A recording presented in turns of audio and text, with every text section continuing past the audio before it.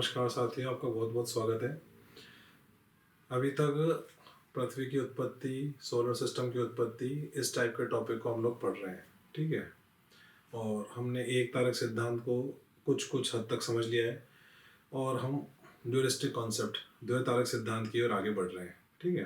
अब इस द्वैतारक सिद्धांत के अंदर आज का जो हमारा टॉपिक है वो है रसल महोदय, ठीक है। Binary star hypothesis of Russell पढ़नी है हमें आज, द्वैतारक परिकल्पना पढ़नी है।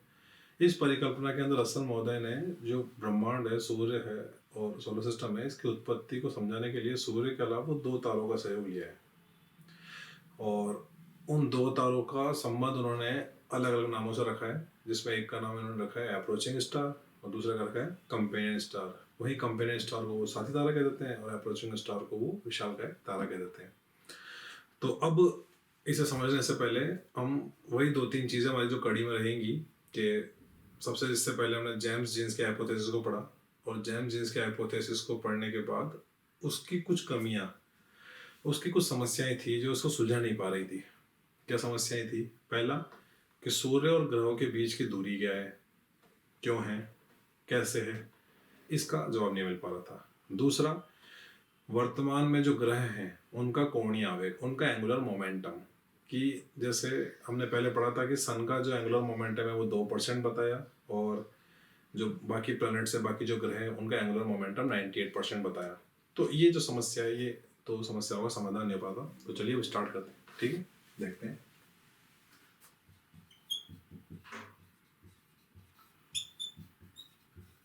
बाइनरी स्टार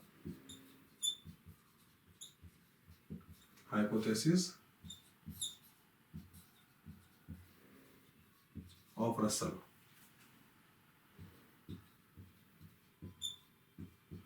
रसेल की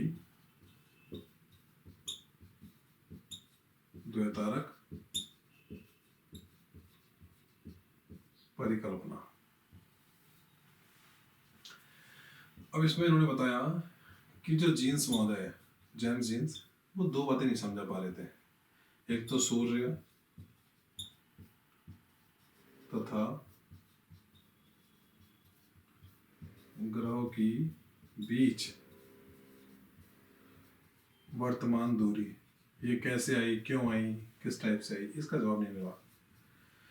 दूसरा उन्होंने बताया कि जो वर्तमान में ग्रह हैं, ग्रहों का वर्तमान में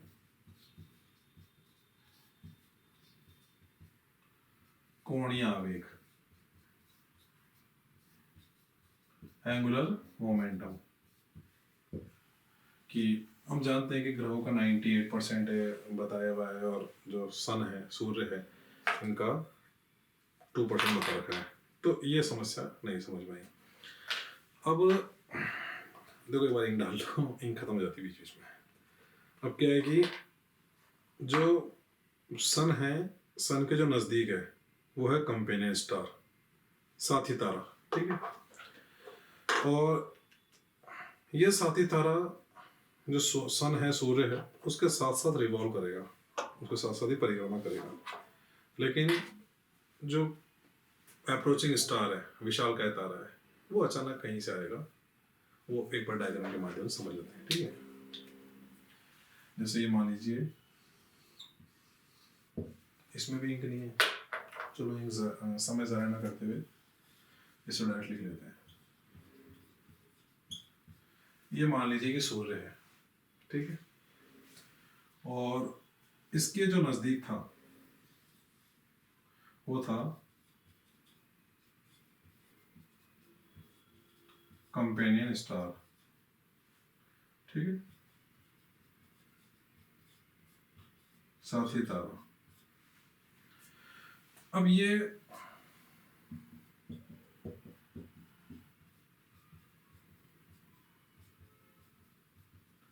या तो आप मान लीजिए एंटी क्लॉकवाइज या फिर आप मान लीजिए क्लॉकवाइज सन के अराउंड रिवॉल्व कर रहा था, ठीक है। और इसी के पास आगे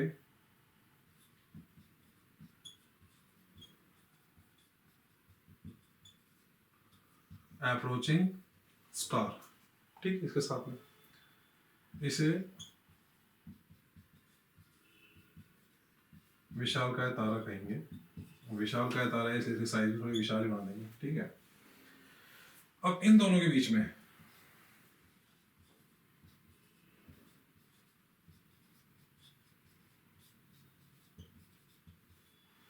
48 से 64 लाख करोड़ के आसपास, किलोमीटर के आसपास दूरी थी इनके बीच में, ठीक है। तो जाहिर सी बात है बहुत दूर हो गया ये। तो ये साथी तारा तो इसके अराउंड रिवॉल्व कर रहा था। अब देखो ये बात बताई नहीं गई है कि ये इसके एंटी क्लॉकवाइज है कि क्लॉकवाइज है, बस ये पता है कि हमें इसके सन के अराउंड ये रिवॉल्व कर रहा है कंपेनियन स्टार। और अब ये जो विशालकाय तारा है, अगर ये इस डायरेक्शन में एंटी क्लॉकवाइज रिवॉल्व कर रहा है तो इससे बताया गया है कि ये क्लॉकवाइज घड़ी की दिशा में रिवॉल्व करेगा। आप फिर इसे ये भी समझ सकते हैं कि अगर कंपेनियन स्टार को आप क्लॉकवाइज मूव कराएंगे तो फिर इसे आप एंटी क्लॉकवाइज मूव करेंगे। तो कहने का मतलब है कि ये दोनों एक दूसरे के विपरीत दिशा में थे, साफ सीधी सट बात ये है। अब हुआ क्या कि यूं मान लिया जाए कि ये तो है कंपेनियन स्टार और ये है अप्रोचिंग स्टार, ठीक है। अब ये अप्रोचिंग स्टार जैसे जैसे इसके नजदीक आएगा तो वही बात इस अप्रोचिंग स्टार के टाइडल फोर्स की वजह से, इसके ज्वारीय बल की वजह से, इसके ज्वारीय बल के कारण इससे कुछ मैटर इजेक्ट होंगे, कुछ जो पदार्थ है इससे वो इसके ज्वारीय बल के कारण दूर होंगे, निकलेंगे इससे, ठीक है। अब वो इससे इजेक्ट होंगे तो वो इसके साथ साथ साथ साथ मतलब कि अगर ये देखो बीच बीच में एरोप्लेन की आवाज आती है, तो जैसे जैसे भी जाएगा तो इससे जो मैटर इजेक्ट होंगे वो भी इसके साथ साथ साथ साथ मूव करेंगे। अब ये नहीं बताया गया है कि अप्रोचिंग स्टार कहाँ से कहाँ चला जाएगा, ये इसका आंसर नहीं है हमारे पास। तो रसल साहब ने बताया कि ये जो इजेक्टेड मटेरियल्स थे ये कंडेंस्ड हो गए और कंडेंस्ड होकर आगे जाके प्लैनेट्स में कन्वर्ट हो गए, ग्रह बन गए ये, ठीक है।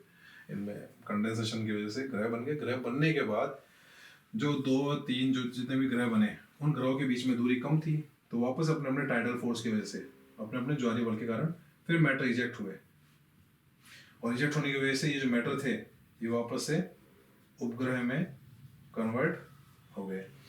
तो कैसे ग्रह बने, कैसे उपग्रह बने, यहाँ तक इन्होंने गुत्थी सुलझाने की कोशिश करी इस हाइपोथेसिस से। तो मेरे हिसाब से यहाँ तक तो समझ में आ गया होगा। और वही बस हर बार की तरह हम लोग मूल्यांकन करेंगे। अब इस मूल्यांकन में वही 2-3 क्वेश्चन वापस से स्टार्ट हो जाएंगे। कि पहला क्वेश्चन ये कि ये सन है, अब इस सन के अराउंड जैसे ये इजेक्ट हुए इस कंपेनियन स्टार से मैटर्स, तो वो तो इसके अराउंड रिवॉल्व करने लग गए, परिक्रमा करने लगे। इस अवशिष्ट भाग का क्या हुआ कि कुछ हिस्से तो निकले थे इससे कुछ हिस्सा तो निकला था, पर जो बच गया शेष हिस्सा उसका क्या हुआ, उसका कोई जवाब नहीं मिलता है। तो पहला मूल्यांकन में ये कि कंपेनियन स्टार के बाकी अवशिष्ट मटेरियल का क्या हुआ। दूसरी चीज कि ये जो सन था इस सन के अराउंड ये तो रिवॉल्व होने लगे प्लैनेट्स, जो सैटेलाइट्स थी उनकी, ग्रह उपग्रह, पर ये कंपेनियन स्टार को क्यों नहीं ये अपनी तरफ अपनी टाइडल फोर्स, अपनी ग्रेविटेशनल फोर्स में अट्रैक्ट करके इसको रिवॉल्व क्यों नहीं करा सका। सही बात है। तो सेकंड बात ये कि कंपेनियन स्टार का जो बाकी हिस्सा था वो क्यों नहीं सूर्य के रिवॉल्व हो पाया, सूर्य के प्रभाव में आ पाया। तीसरा कि ये जो सारे सारे ग्रह हैं ये सूर्य के परिक्रमा कक्ष में, इसके ऑर्बिट में रिवॉल्व करना चालू भी कर दिए। तो ये किस प्रक्रिया द्वारा हुआ, किस टाइप से हुआ, क्या प्रोसेस रहा होगा, इसके बारे में भी इन्होंने कोई जवाब नहीं दिया। तो फर्स्ट, सेकंड और थर्ड ये वही वापस पोस्टुलेशन कर दिया आगे जा करके। तो ये मेरे हिसाब से ये हाइपोथेसिस है जो आप लोगों को समझ में आ गई होगी, इसका मूल्यांकन भी समझ में आ गया होगा। देखिए जो लास्ट हाइपोथेसिस वो बिग बैंग है, मैं बिग बैंग ही पढ़नी है फाइनल को, लेकिन बिग बैंग से पहले क्योंकि सविता सिंह की बुक के अंदर बाकी सारी हाइपोथेसिस दे रखी है और बाकी हाइपोथेसिस को भी इग्नोर करके डायरेक्ट बिग बैंग पढ़ लिया जाए तो मेरे हिसाब से एक टाइप से नाइंसाफी होगी। और समझ विकसित करने के लिए, कंसेप्ट विकसित करने के लिए धीरे धीरे सारी हाइपोथेसिस को पढ़ के फिर बिग बैंग को पढ़ा जाए, क्योंकि बिग बैंग पढ़ने के बाद तो फिर लास्ट में इवोल्यूशन होगा, अर्थ का इवोल्यूशन होगा, एरा आएंगे, एपोक आएंगे और उसके बाद तो फिर पृथ्वी की स्थलाकृति वगैरह पढ़नी है हमें। तो इसलिए हाइपोथेसिस आपको धीरे धीरे एक एक करके मैं कोशिश कर रहा हूँ समझाने की कि वहाँ जब बुक पढ़ते हैं तो आप में बोरियत फील ना हो, आपके कंसेप्ट परफेक्ट हो जाए और बिग बैंग थ्योरी को समझने में आपका बहुत ज़्यादा ये हाइपोथेसिस बेस का काम करे। ठीक है, तो आपको बहुत बहुत धन्यवाद मेरी मेहनत को साकार बनाने के लिए। Thank you so much.